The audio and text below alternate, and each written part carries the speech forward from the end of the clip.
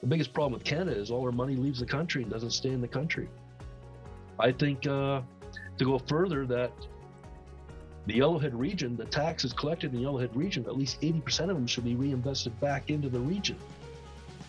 And that should be all across Canada. If that's done, then you'll see communities developing, and as they build up, they'll have more money available to give to other needy counties. Well, welcome back to the Carla Rand Show. I'm here with Gordon Francey, and I was really excited, Gordon, to talk to you. And we actually met before outside of the grocery store, and we were chatting. So when we suddenly saw each other on here, you were like, do I know you? And I'm like, I know you. I recognize you. So that's really cool because we chatted before about your party. You are the candidate for Yellowhead for the Veterans Coalition Party of Canada. So I'm really excited to kind of hear what your party stands for, what they stand against, kind of your take on COVID even during this time, because that seems to be in everybody's mind. But first, Gordon, can we chat about kind of where you grew up and just a little bit about like family life, your work, all that kind of stuff? Well, I've got 4 siblings. I was born in Ontario and grew up mostly in Winnipeg, Manitoba. From there, I joined the military, specifically the Navy, kind of following in my father's footsteps. He served during the war. Mm-hmm. So I served in both Halifax and the west coast of Esquimalt and lower mainland BC. I served on surface ships and I served on submarines. And I specialized in communications, satellites, and so forth. After getting out in BC, that was my last posting, I ended up coming to Edmonton because I couldn't find work there. And I have 2 siblings here in the city, and that's basically how I set my roots down here. So I've been here since 1999. Cool. Yeah. And I've been looking for the past at least 3 years to get out of the city, to move into the country. And I started seriously looking about 3 years ago in the Yellowhead area. But unfortunately, my job ties me to the city. So I'm currently trying to find other means to get out to the country, whether it's just a cottage type environment or not. Well, I graduated in 1999 from high school, so that was a little while ago, but it doesn't feel like it's that long ago. But it was a while ago. So you've been here for quite a while. You've been in Edmonton a long time. Oh yes. I consider myself a true Albertan. So yeah. So tell me about kind of like the type of family that you grew up in, kind of your family now, and the type of work that you've done. I mean, obviously you've done the military stuff, so that's very interesting to me. What are some other things that you're kind of doing right now?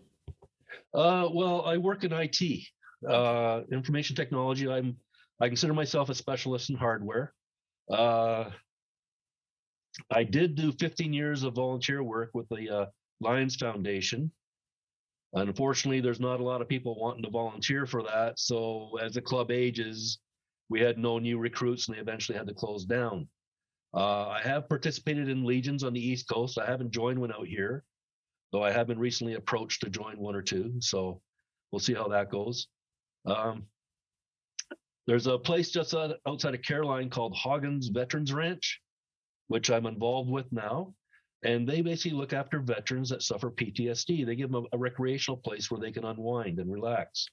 And they can go there with their families and so forth. I have a fair number of friends in the Yellowhead region. I visit them on a regular basis. I do hunting, and I'm trying to get back into fishing as well. Cool. So I really like the outdoors. Yeah, nice. So what got you into politics then, Gordon? Like, how come you're the candidate running for this Veterans Coalition Party? Well, when I was young, my father was in government, and he was high enough up that if there was a change in government, he could have lost his job. So politics was very much there. He also wrote speeches for the Reform Party back when it was going on. And he almost entered politics himself before I was born. So I understand my mother put her foot down for that. But, it's when I saw what was going on and I saw our values being eroded completely, our rights being taken away, I actually ran in the last provincial election as an independent separatist because I was despondent at that point and I thought that Alberta's only option was to separate. And I'm still willing to go that route if that's what the people want. I will lead them that way. But I would like to see Canada remain as a whole, because Canada is an extraordinarily rich country, resources, wildlife, environment, everything. Everyone wants a piece of Canada. That's why we're losing everything now, because everyone's sticking their fingers in and grabbing a piece of the pie, compliments of our government in Ottawa. And they're trying to force people out of the rural areas and into the cities, which is why they're raising taxes, why the job market was hit so bad, like they're destroying the energy sector completely, to force people out of the country and into the big cities where they can manage and control them. So the independent people of Alberta are primarily in the rural areas. So I couldn't stand by. And I met like-minded people. Our party leader drove across Canada twice, talking to people on the way to find out what they wanted. So our platform is based solely upon what people have actually requested. Now, as a representative of Yellowhead, if they come up and tell me we want this, well, then I'll champion that for them. Whatever they want, I'm their voice. I'm only there to do the politics on their behalf. Mm-hmm. Mm-hmm. So you're kind of getting into politics essentially because you see the need, and you feel like you've had enough, I guess, experience and, people talking with you and networking and whatever, that you feel like you can do it. What makes you, Gordon, a good person to represent the people? I mean, you already talked a little bit about that, just with your experience in the military, your experience working, being in Alberta, and just kind of understanding the value of a lot of Albertans. Is there anything else that you think it kind of gives you a bit of an edge, I guess, on being a really good candidate for this? I was raised with really strong moral values. We weren't a religious family, but we had very strong moral values. And I've carried those values my whole life. I swore an oath when I signed up to serve, and I still value that oath. I consider my word to be very important, and my integrity. And that's the way I've been my whole life. And I tend to associate with people with like-minded. Yeah. Okay, well, thanks for sharing that, Gordon. Can you tell us now what your party stands for? I mean, we touched on it a little bit, but what does the Veterans Coalition Party of Canada, what do you guys stand for? We stand for the people. We stand for freedom, the upholding of our charter. If we upheld all our current laws, we wouldn't be in the situation we're in right now. So we want to try and get back to our roots, give the people the opportunity to go back to the roots and make sure the laws that are in place are enforced. So there's so much. I know it's hard to kind of pinpoint. I was looking through, because you kind of sent me your party platform, and I was looking through it, and yeah, there's a lot in there. So, but maybe you could just kind of like highlight some of the key points, I guess, if you could. Well, we've got people from First Nations actually running with us. We got one person in Edmonton, Wetaskiwin. We got another person in the Fort McMurray area, and they're First Nations, and we got some in Ontario and Quebec as well.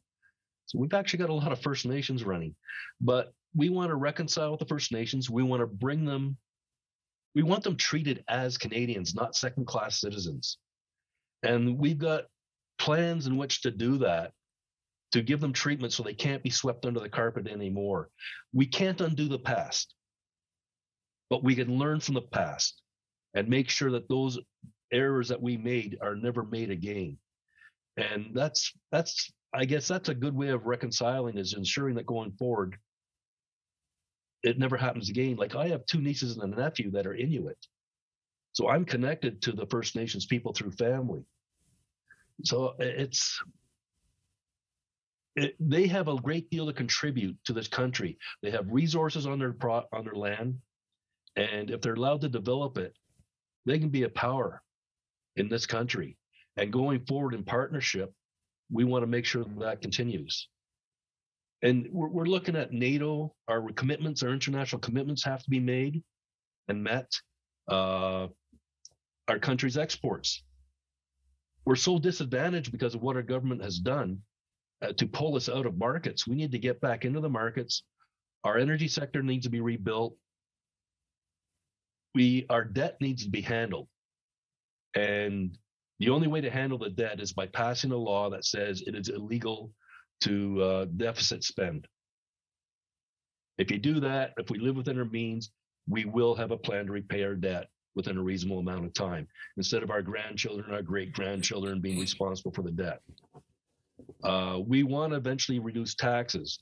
Now, what people don't realize is over 50% of our federal budget goes into crown corporations, and 80% of that money leaves the country never to come back. We've got 33 ministries now. Before Trudeau, we had 16. We need to get rid of that. There's 400,000 people that were hired. Civil servants, we don't need that many. Our government's too fat. We need to trim it right down. There would be so much money available to put into the economy, into housing, into food farming. Our farmers need to be looked after as well. So, I mean, we want to eliminate the carbon tax. We want to redo the taxation system to be fair. We want the corporations to pay their fair share. I mean, you look at some countries like, I think it's Norway, their royalties are close to 50%. We're less than 10%. If we bumped it up to 20%, that would bring enormous wealth back into Canada and keep it in there. The biggest problem with Canada is all our money leaves the country and doesn't stay in the country. I think to go further, that the Yellowhead region, the taxes collected in the Yellowhead region, at least 80% of them should be reinvested back into the region. And that should be all across Canada. If that's done, then you'll see communities developing, and as they build up, they'll have more money available to give to other needy counties. I could go on. I mean, yeah, okay. Well, what do you stand against? What is your party like? What are you not for? We're not for big government. We do not like bullies in any form of sense, whether it's federal, provincial, municipal, or international. We would stand as a shield for the Canadian people against any of that. What we're against is taxation without representation. Like the federal tax is actually an illegal tax. It's a war tax. It's never been rescinded. So that should be gone. It used to be, before Trudeau Sr. took power, that the Bank of Canada was a true bank of the Canadian people. The government used to get 0% interest loans when they needed it. Now we're paying international bankers to manage our money. That needs to stop. Corporations supplied the government funds prior to that. The people should not be. It's how can I put it? If I'll use the CPP as an example.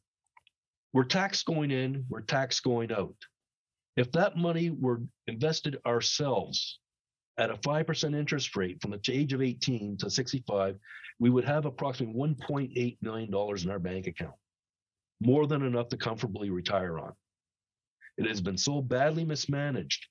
And you go back to the 70s, and they took the military pension fund and the RCMP pension fund, which were doing quite well, and they rolled them into general revenues.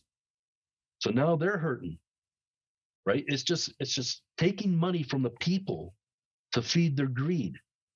And we're against greed in all aspects. Yeah, there's a lot of people that I talk to that are quite exasperated with the state of our economy because we are such a rich country. There doesn't seem to be any reason for us to have these enormous deficits. It doesn't seem to add up, right? It doesn't seem to make sense because we have so many resources. There's so much that we could be doing, and yet we have these crazy deficits. So it does seem to be, just a real mismanagement of our finances. Well, there's people that feel that our government has been subverted since the 70s, since Trudeau Sr., that they've been serving foreign interests instead of Canadian interests. Now, if you look at it, and some people call this conspiracy theories, but genealogy says the Trudeau family is related to the Rothschilds. They're related to the Clintons.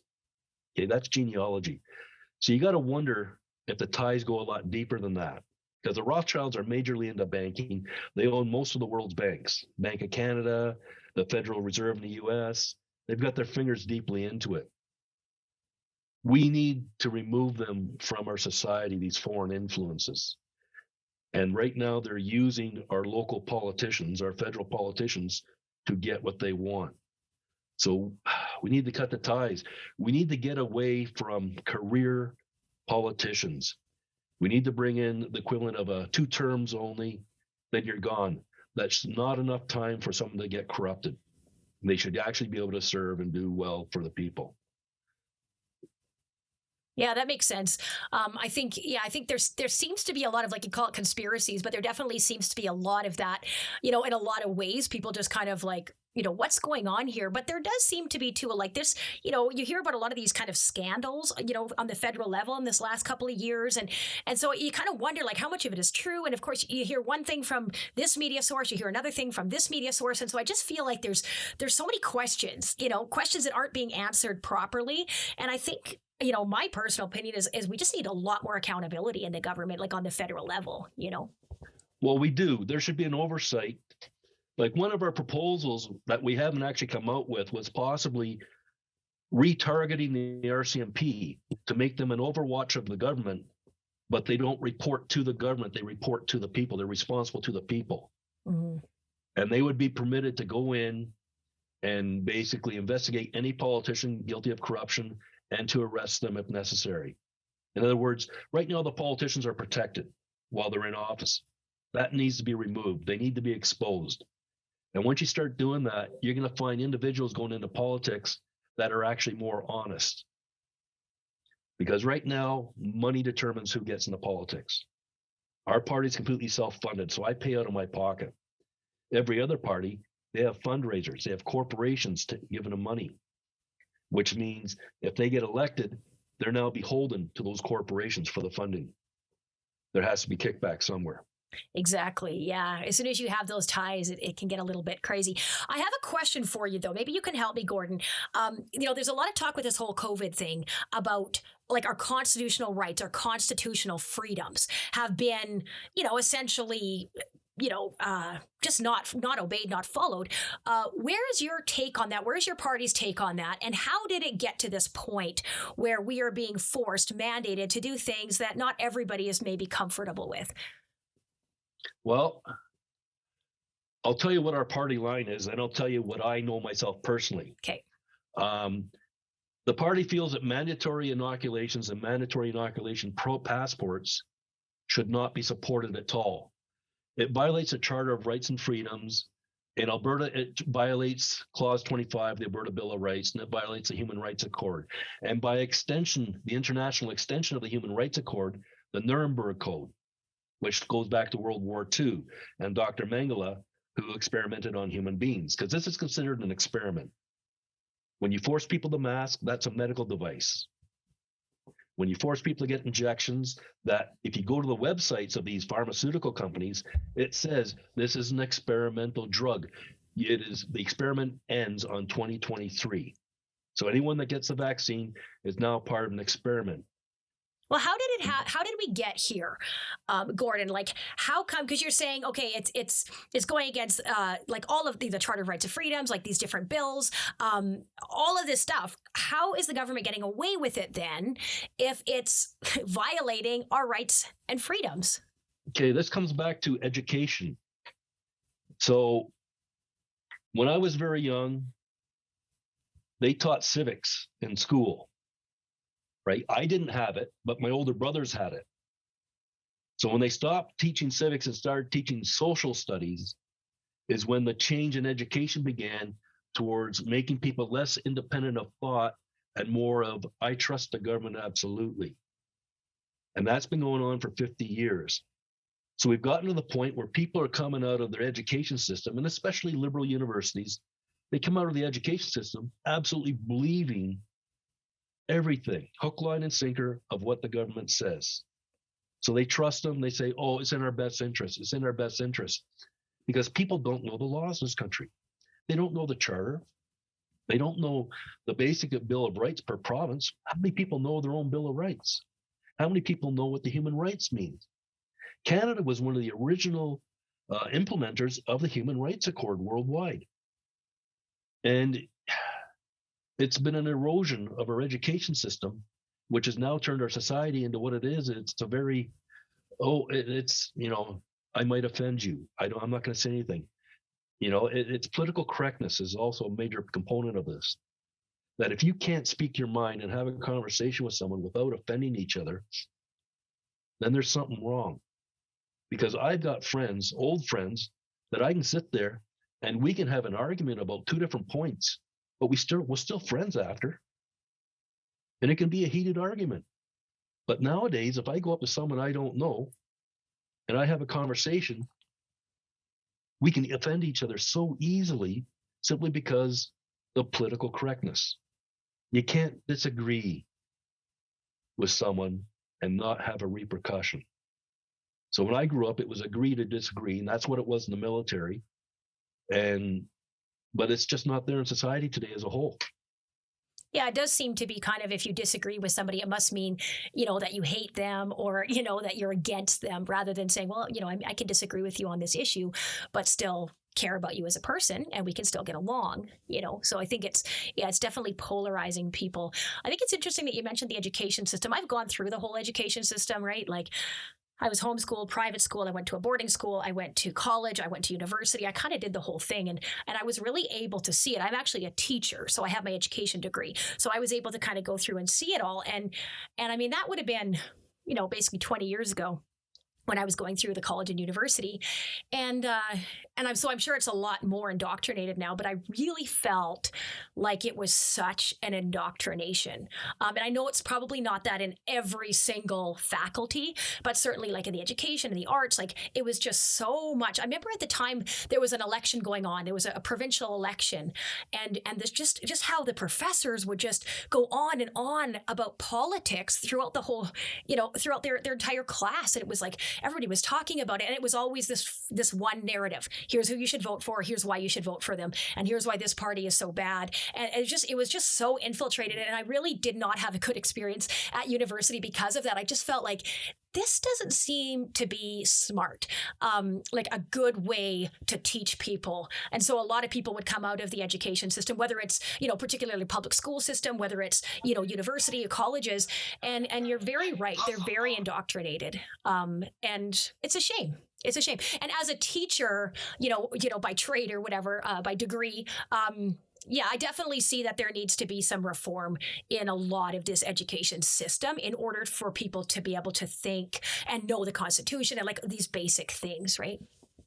Well, when people graduate from high school, they should be able to open up any book of law and understand the laws written in there, because the laws are for the people, by the people. They should be able to manage their own household because they're 18. They're going to be living on their own. They should know how to look after their own house.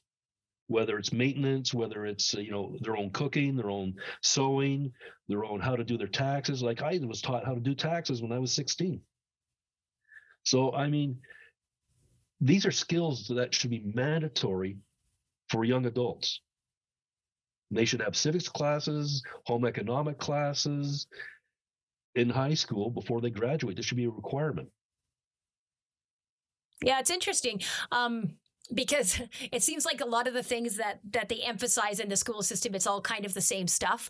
And I think like you can always swing too far one way or another, right? And so I think it's trying to just pull out, and I know it's hard, and I'm not trying to say like, the education system is horrible. I mean, obviously there's a lot of good in it, but I just feel like it's really starting to swing in one direction. And,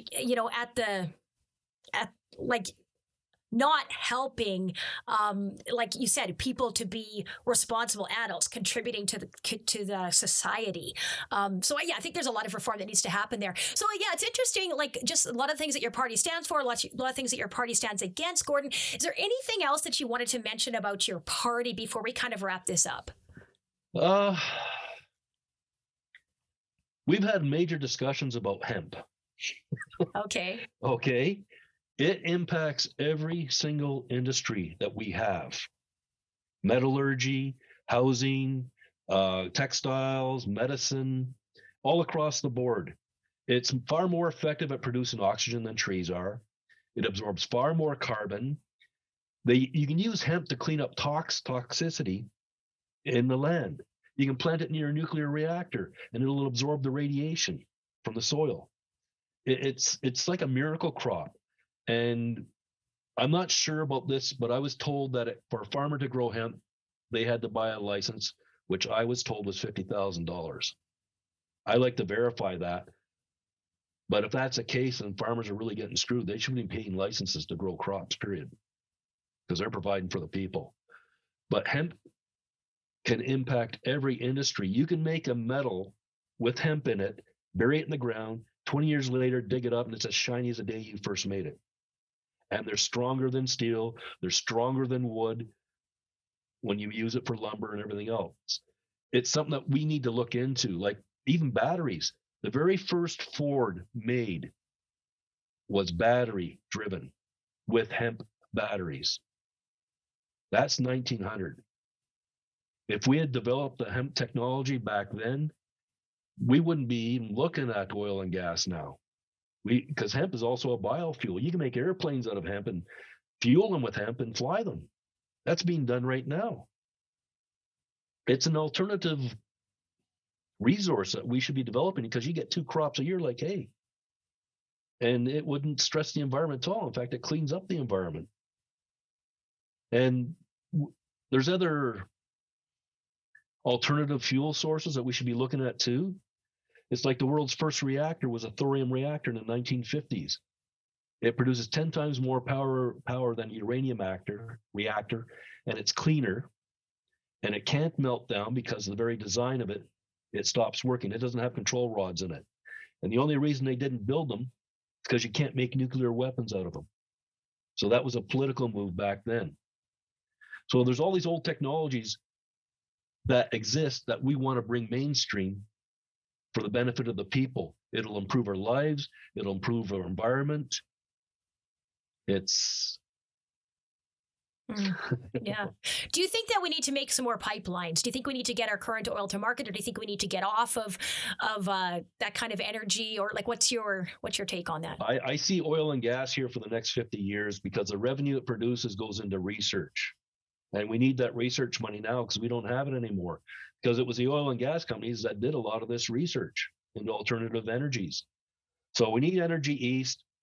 We need that line going through, was it the Spirit Nations, whatever, the one going to the West Coast for LNG. Northwest Territories have already done a study for putting a pipeline up there. They've done an environmental study, and that's a potential seaport there. Alberta alone could sit there and say, we're going to buy the Churchill port, and we're going to put a pipeline to Churchill and ship our own oil out of Churchill. That's very affordable for Alberta. But we should be refining our own oil in Canada. And then we can sell it at market price instead of below market price. Because right now we send all our oil south, they turn it into refined oil and gas, and they ship it back to us at a premium. And we're getting all the Saudi oil in from the Middle East on the East Coast when we should be sending our oil there. Our oil is ethical. We don't abuse women. We don't destroy, cut people's heads off because we disagree with them, which is what's happening in the Middle East. They break a law. They can lose a hand. They can lose a head. They can be, have their lives destroyed.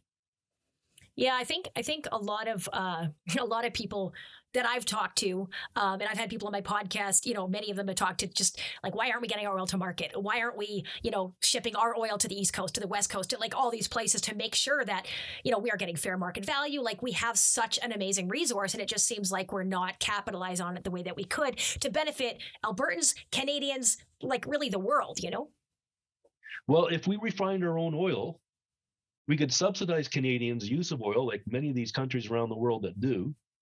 Like I remember back in the 80s, I was in Caraceo, which is a little island north of Venezuela. Gasoline was a penny a gallon, right? Because they refined all of Venezuela's crude. So if we refined our own oil, we could sell it at a very reasonable cost, say 35 cents a liter. And we could ship all the refined oil out of Canada instead of all the crude out of Canada. And we would get a better market value of that. We'd make money hand over fist if we did that. Yeah, it seems like there's a lot of things that we could do and kind of clean up. Well, thanks so much, Gordon, for being on here. If somebody wants to learn more about the Veterans Coalition Party, where would they go? Is there a website or something? Or Yes, we have a let me find it here. And I know you're on Facebook as well. So if you just search up Veterans Coalition Party on Facebook, it's there. You have a group, yes, a page. We got the Veterans Coalition Party of Canada.com. That's our webpage. Okay. Okay. We've got the Facebook groups, and I'm actually, if you go in and you go to the Veterans Party, you can look up Yellowhead, and you'll find a Yellowhead jurisdiction as well. And you can use my email address, gordon.francey@protonmail.com. And feel free to email me. I'll answer your emails. Depending on how many I get, it could take a while, but I'm there. Yeah, you were pretty prompt at getting back to me on my email, so I appreciate that. Thank you, Gordon.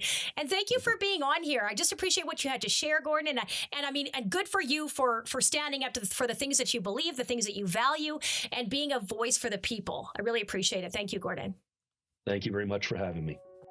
Thank you for tuning into the podcast today. I absolutely love that you joined us. I love being able to record these, and I love our guests. It's been so much fun. So thank you. Please like it, share it, comment, do all of the things that you feel like you want to do if you enjoyed this podcast. I really, really appreciate that.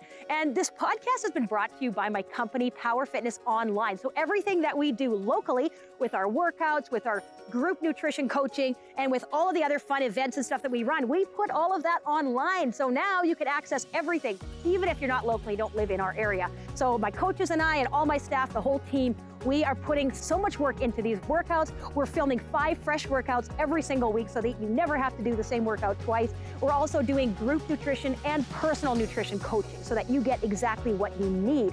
And you know what the best part is? It's the community. The absolute best part is just knowing that you have the support, that you have the encouragement, that you have everything you need to succeed. So go to powerfitnessonline.com.